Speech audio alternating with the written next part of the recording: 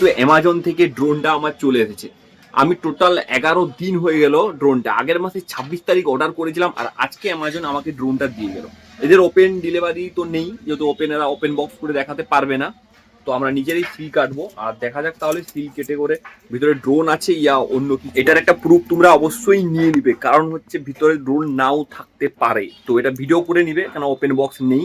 তো চলো দেখা যাক ভিডিও করে ভিতরে কি আছে, আর ড্রোনটার কত প্রাইস ওটাও আমি তোমাদেরকে এই ভিডিওর মধ্যে বলে দেবো।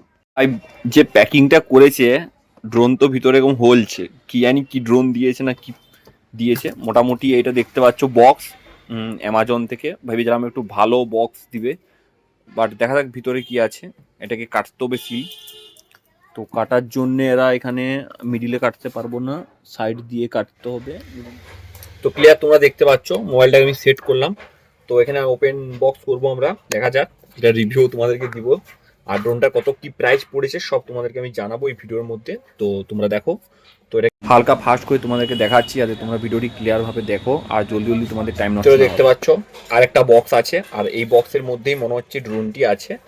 এখানে লেখা আছে E99 ড্রোন আর পোর্টেবল ড্রোন, ঠিক আছে, অনেক কিছু আছে জিনিস, পরে দেখবো। এখানে 4 HD ক্যামেরা, লো ব্যাটারি। চলো দেখা যাক, ওপেন করলাম।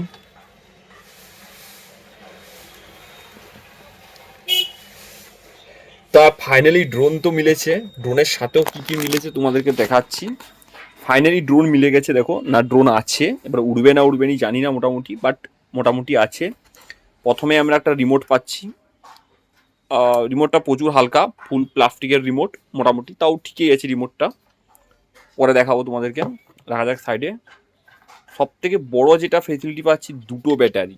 এরা কিন্তু দুটো ব্যাটারি দিয়েছে, তো এই জিনিসটা আমার খুব ভালো লাগলো, যেহেতু এমনি নর্মালি আমি দেখেছি রিভিউ, একটা ব্যাটারি কতক্ষণ উড়ে কি ব্যাপার সেটা সব তোমাদেরকে আমি জানাবো।